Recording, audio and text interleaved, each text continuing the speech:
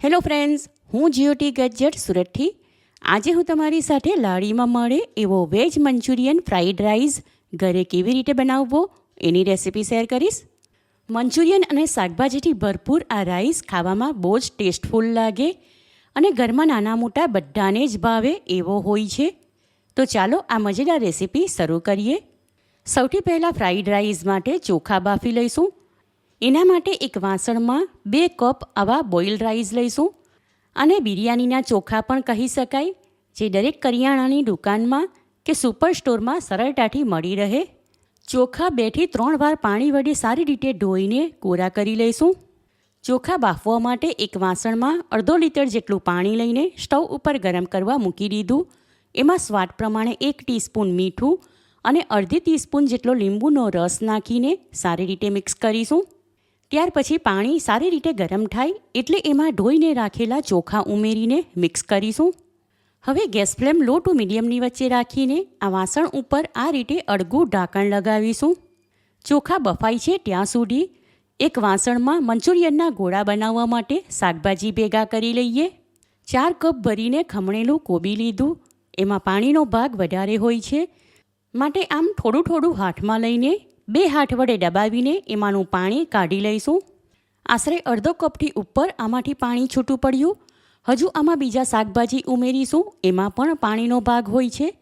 આ રીતે પાણી કાઢી લઈએ તો આમાં વધારે લોટ ઉમેરવાની જરૂર ન પડે. સાથે આમાં 1 કપ ખમણેલું ગાજર અને 5 કપ ઝીણા કાપેલા લીલા કાંદાનો લીલો ભાગ નાખીશું. હવે બીજી તરફ ચોખા બાફવા મૂક્યા હતા એ વાસણ ઉપરથી ઢાંકણ હટાવીને એને ચેક કરીશું. ફ્રાઈડ રાઈસ માટે ચોખા વધારે ઓવરકુક નથી કરવાના, આમ 70% જેટલા જ બફાયેલા હોવા જોઈએ. માટે હવે આમાં અડધો લીટર જેટલું પાણી ઉમેરીને મિક્સ કરીશું. ત્યારબાદ આ ચોખા આ ચાળણીમાં કાઢી લઈશું અને આગળ બાકીની તૈયારી કરીએ ત્યાં સુધી હમણાં એને આમને આમ આ ચાળણીમાં ઢાંકીને રાખીશું. મંચુરિયનના ગોળા બનાવવા માટે શાકભાજી ભેગા કરીને રાખ્યા હતા. એમાં અડધી ટીસ્પૂન કાળા મરીનો પાવડર, 5 ટીસ્પૂન બેકિંગ સોડા, સ્વાદ પ્રમાણે 1 ટીસ્પૂન મીઠું, ઝીણા ચોપ કરેલા મસાલામાં 2 ટીસ્પૂન તીખા લીલા મરચાં, 2 ટીસ્પૂન આદું અને 2 ટીસ્પૂન સૂકું લસણ નાખીશું. સાથે એમાં 1 ટેબલસ્પૂન ડાર્ક સોયા સોસ અને 1 ટેબલસ્પૂન રેડ ચીલી સોસ નાખીશું. ત્યારબાદ એમાં અડધો કપ મેંદો અને અડધો કપ કોર્નફ્લોર નાખીને બધું સારી રીતે મિક્સ કરીશું. શાકભાજીની ક્વોન્ટિટી વધારે છે, માટે જરૂર પડે તો એમાં બીજો મેંદો અને કોર્નફ્લોર ઉમેરીશું. હવે જરૂર પ્રમાણે આમાં બીજો અડધો કપ મેંદો અને અડધો કપ કોર્નફ્લોર નાખીને મિક્સ કરીશું. શાકભાજી સાથે લોટ હલકે હાથે મિક્સ કરીશું, કારણ કે એને વધારે મસળવામાં આવે તો એમાંથી પાણી રિલીઝ થાય અને ફરી એમાં લોટ ઉમેરવાની જરૂર પડે. મંચુરિયનના બોલ્સ હું થોડા વધારે પ્રમાણમાં બનાવું છું, કારણ કે આમાંથી અડધા ભાગના તો નાસ્તામાં જ ખવાઈ જશે. ફ્રાય કરેલા મંચુરિયન વડા અમારે ત્યાં બધાને બહુ જ ભાવે. અને રેડી કરેલા ગોળા હમણાં એક થાળીમાં ગોઠવીને મૂકીશું. હવે મેં અહીં અડધા ભાગના મિશ્રણના ગોળા વાળી લીધા, માટે એને ફ્રાય કરીશું. મંચુરિયનના ગોળા ફ્રાય કરવા માટે એક કઢાઈમાં તેલ લઈને સ્ટવ ઉપર ગરમ કરવા મૂકી દીધું. તેલ ગરમ થાય એટલે એમાં લોટની એક નાની કણી નાખીને એકવાર એનું તાપમાન ચેક કરી લઈશું. ત્યારબાદ એમાં રેડી કરેલા મંચુરિયનના ગોળા ફ્રાય કરવા મૂકીશું. એકવારમાં એકસાથે કઢાઈમાં જેટલા આવે એટલા જ ફ્રાય કરવા માટે મૂકીશું. બાકીના બીજા બેચમાં ફ્રાય કરીશું અને ગેસ ફ્લેમ લો ટુ મીડિયમની વચ્ચે રાખીને એને ફ્રાય કરીશું, એટલે વચ્ચેથી કાચા ન રહે.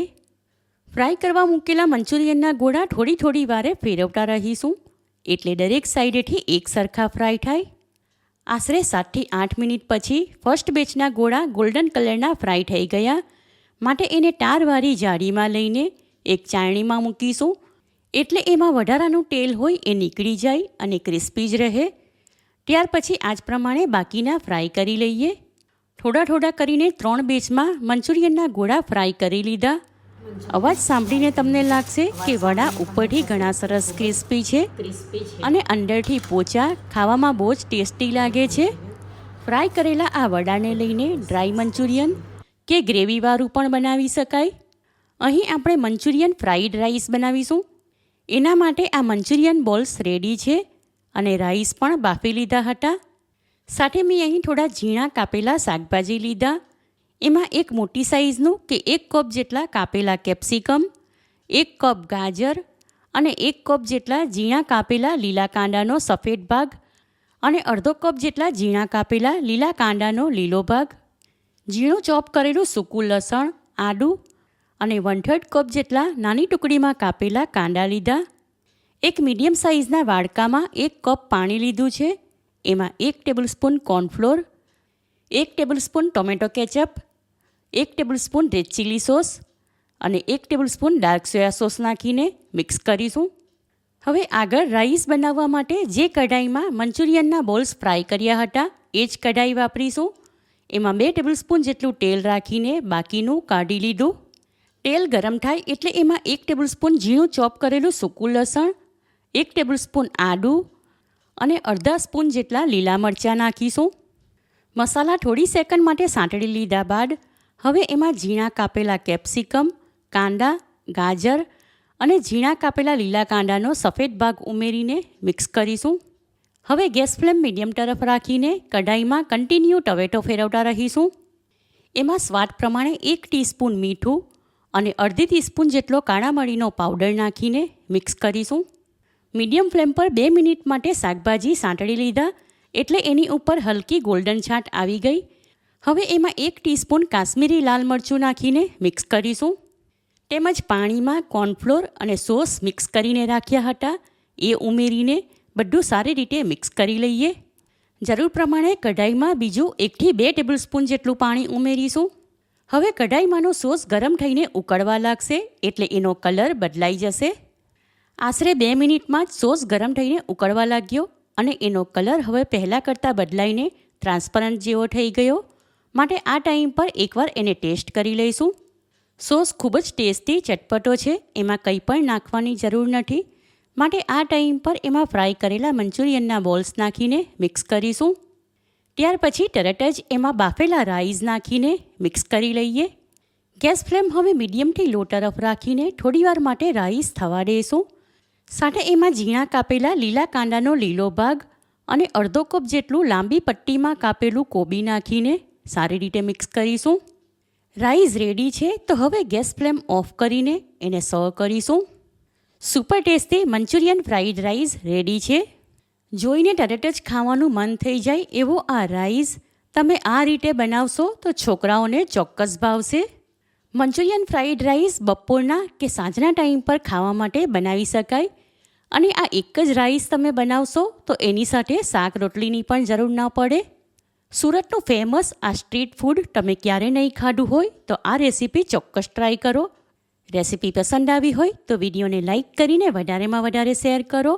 ચેનલ પર નવા હો તો સબસ્ક્રાઈબ કરીને બાજુમાં બેલ આઇકન પર ક્લિક કરો એટલે આવનાર દરેક નવી રેસીપીનું નોટિફિકેશન તમને મળતું રહે.